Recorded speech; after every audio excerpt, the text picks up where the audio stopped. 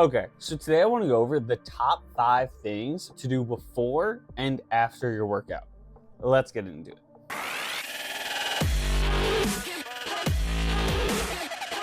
So the first thing is you need to warm up before you lift.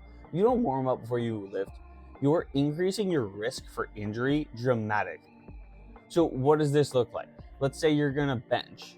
This would be getting a band, warming up your shoulder, doing so basically, if you've seen the exercise, I'm sure you can look it up too, like how to warm up your shoulder for bench. But you just put a band on something. That would be, so for me, the resistance would be over there, and then I'd be lifting like this, do like 10 reps. You can also, then I would also have the resistance coming from over there, go like that, and that's just gonna warm up your shoulder. Then once you actually get to the bench, or you can do this at the bench wherever you want, then I always think you should start with the bar. My workout weight, when I'm doing probably 8 reps right now, is like 205, 195, somewhere around there, depending on the day. So for me, I do the bar, 135, and then I'll probably do one amount in between 135 and 195 or 205, just depends on which one I'm going up to that day. So you want to get blood flowing to the area before you try and start lifting heavy ass weights. If you don't, you're just increasing your risk for injury, and especially I'm really going through this right now with not being able to lift because of my leg. It sucks when you can't lift. So just take the extra couple minutes and warm up. Okay, so the next thing is, it's kind of like 2 tips in one. But one, you should eat an hour to 2 hours before you plan to work out, because this will allow your body to have fuel. Now, some people do fasted workouts in the morning. You can do that. Personally, they are not for me. If you can do fasted workouts in the morning, go for it. Go for it. It is up to you if you want to do them. But especially if you're lifting middle of the day, end of the day, you should be eating about 1 to 2 hours before your workouts. And try and center the carb meals you're gonna have in the day, depending on how locked in you are in your diet, around your gym session. Because carbs are the main fuel source, or the first fuel source your body's gonna go through while you're working out. So you wanna try and have carbs before and after the gym, because it will, one, fuel you for the gym, and then refuel you for the rest of whatever you're doing that day. Because I can give you an example where I started just eating eggs for breakfast and then immediately going to the gym. And honestly, obviously you're physically tired after the gym, but I was mentally drained after all my lifts. So I started adding in carbs in the morning before, because I always had carbs after the gym, but I didn't typically have them before. The second I started adding in carbs before the gym, it helped so much. I just felt so much better after my lifts, because I lifted in the morning. I'd feel mentally drained. I feel like I couldn't mentally do anything for the rest of the day. When you lift in the morning, you can't have that. I need to do stuff the rest of the day. So adding in carbs was huge for me. So the next one is, at the end of your workout is when you're supposed to do your cardio and abs. Assuming your focus is on your lifting and training and either strength, hypertrophy, something like that, if that is your focus, cardio and abs should go at the end. Now the reason for this is, if you're doing cardio, especially if it's for from a bodybuilding perspective, if you're just looking to lower or increase the amount of calories you're burning, then you should do it at the end. You don't need to be stepping up the Stairmaster perfectly. It's okay if you have slightly bad form on that. But if you're tired after your cardio and you're going to bench and have bad form, that can be really bad. So you don't want to fatigue your system before you go and do heavy lifts. That's why it makes a lot more sense to do cardio at the end. And the same thing kind of goes for core, but a lot of it is also your core you're using to stabilize a lot throughout your lifts. So you don't want to fatigue it and then have your core give out while you're trying to do a lift. It just makes a lot more sense to do your core training at the end of your workout. And the last tip is, as a gym rat, before you lift, you obviously have to get extremely cracked out on caffeine. And if you want caffeine for cheaper, go to BuckedUp.com, use code PTW2 at checkout, and you can get 15% off your pre-workout. There you go. But all right, so in all seriousness, Caffeine, when used correctly, honestly, is very good before a workout. Now, the thing is, way too many gym rats abuse it. So just like some quick guidelines is you probably shouldn't have your caffeine until about 90 minutes into the day. This will allow you to not crash afterwards.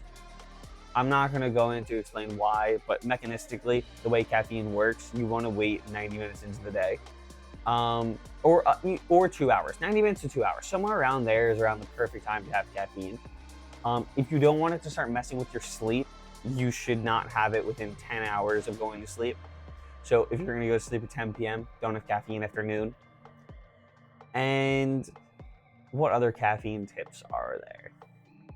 Well, one, the half-life of caffeine, I can't remember if it's 5 or 6 hours, but if you don't know how half-life works, let's say that you have pre-workout with, I know some of y'all go cracked out. So let's say you do like 400 milligrams of caffeine in your pre-workout. After 5 hours, there will be half of that amount in your system. After another 5 hours, there will be half that amount. So if you had 400, it'll be 205 hours later. I can't remember if it's 5 or 6 hours, so it's one of those two. But after 5 or 6 hours, from 400 will go to 200. So then after 10 to 12 hours, you still have 100 milligrams caffeine in your system. So just like, be cautious with that, with how much caffeine you're actually consuming in a day. But those are my 5 tips. So let's transfer over to the surgery updates. Okay, so I want to do a quick surgery update. So I was supposed to go to the doctor tomorrow, actually, to have my first follow-up post-surgery, but I ended up going in a day early because the bandage was causing like a crazy sore on my leg. And honestly, like, that was low-key like the most painful part of it, was literally that sore. So I went in yesterday, saw the doctor. As you can see, I'm literally on a bike right now. So he wants me to start moving. This is my first time on the bike.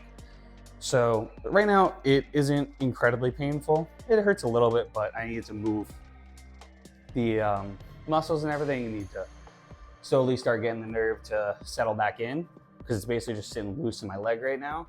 So he basically said start with 5 minutes today, which is what I'm gonna do right now, and then increase from there. We go from 5 to 10 to 15 to 20 and go up from there. So the only other real update is he told me to come back in a month. So I'm going back at the end of December. And I was a little upset to find out that I can't lift, really. He's like, he doesn't want me putting any pressure on the leg till then, which is very annoying, because I was hoping after like 2 weeks I could at least go to the gym and start hitting upper body. And like, I still can. I'm gonna work out here though, and just kind of roundabout trying to figure out ways to not put pressure on my leg, because I can't put pressure on my leg, but I can lift. So it's like, I just gotta get a little creative, and I'm sure I'll record some of those lifts to show y'all that. But the only other thing is I am allowed to drive now. So I'm gonna try driving for the first time today, which will be very interesting, because when I first got in the car yesterday, it was so painful. I was not used to the bumps and everything, and it was definitely hurting. But then I kind of got used to it. So, wow, it is actually so embarrassing how out of breath I am from this. I guess that's what I get for not doing cardio for 6 months with my leg. Wow. But outside of that, yeah, I'm definitely just like really bummed out like the lifting thing. Like, literally, I record videos about lifting for fun. Like, I clearly love lifting, and like, it's gonna be mentally really difficult to not lift for that long, because I'm probably gonna have to do low weight, higher rep stuff so that I can have less stability. It's kind of what I'm thinking, because like, I want to be able to bench for chest, especially if I'm working out at home, but I can't brace myself to bench, so I'm gonna have to keep my legs up. So that's why I'm thinking I will, I guess, just have to go lightweight. I don't know. I guess we'll find out, because I'm probably gonna make a whole video about that, about working around surgery.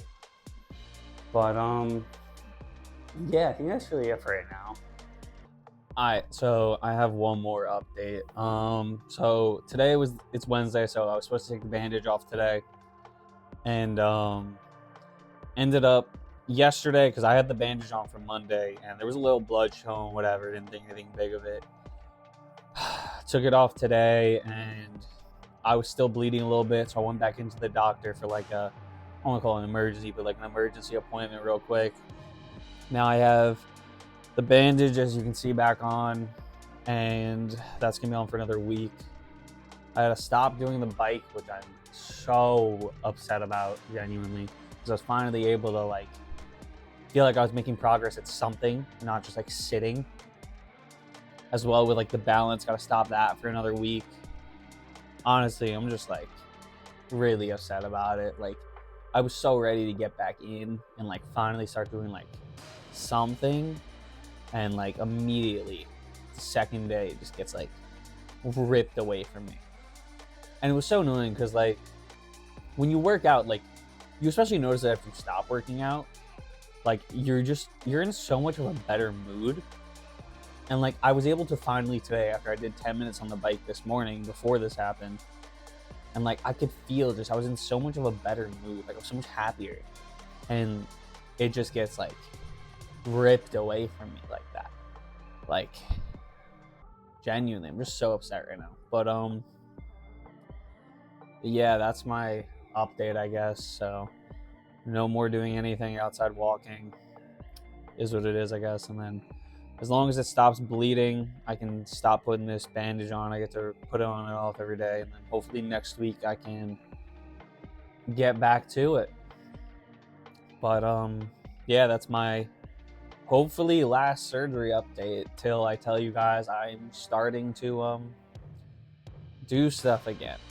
Yeah, I hope you guys enjoyed. Make sure to like, comment, subscribe, and I'll catch y'all next Sunday at 5 p.m. Catch you there.